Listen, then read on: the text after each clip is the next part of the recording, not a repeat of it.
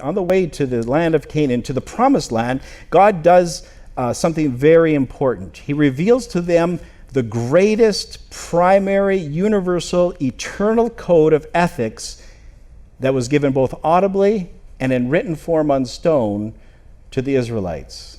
It was like the Constitution, as the lesson study points out for us, the Constitution for this new, budding, founded nation that God himself had founded.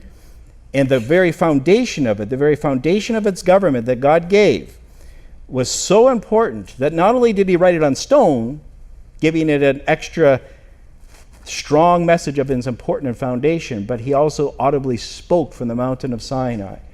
And the Israelites, with their own ears, had heard God's voice speak and thunder these great commandments. And then he gave it for permanent record in a golden box, or ark as it's called, that was put in the most holy room of the great holy sanctuary of the Israelites. How many here can recite the Ten Commandments? All right, I see 2 or 3 people. Now I'm not asking this to shame you, but I'm asking it to challenge you.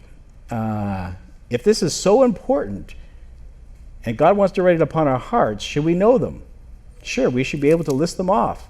If we don't know it up here, how can God write it down here? And so it's very important for us to be able to take this seriously.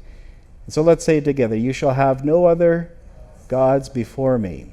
You shall not make for yourselves any carved images of any likeness of anything in heaven, on the earth, and the sea, or under the earth. And you shall not bow down to them, nor serve them.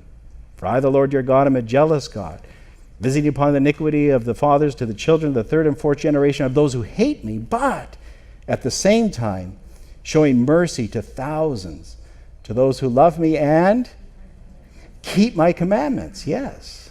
Whew, got that one. That's the longest one, isn't it? Second one, or the third one is, you shall not take the name of the Lord your God in vain, for the Lord will not hold him guiltless. He uses his name in vain. Then we come to another long one, but an important one. Remember the Sabbath day, this universal Sabbath day that God created in Genesis, in Adam and Eve's day.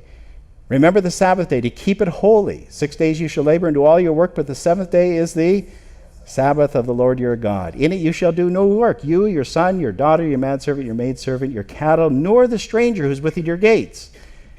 For in 6 days the Lord created the heavens, the earth, the sea, and all that is in them, but rested the 7th day. Therefore the Lord blessed the 7th day and hallowed it. That's the second longest one. Then we come to the 5th one. Honor your father and mother, that the days may be long in the land that the Lord your God is giving you. That's an important one.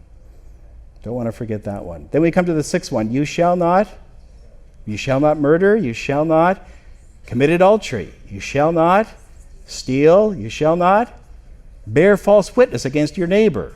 In other words, be honest, don't lie. And the last one, you shall not covet your neighbor's house, your neighbor's wife, your neighbor's ox, their donkey, their car, their Mercedes, their RV, or anything that is your neighbor's, right? And so there it is. If I can do it, you can do it, can't you?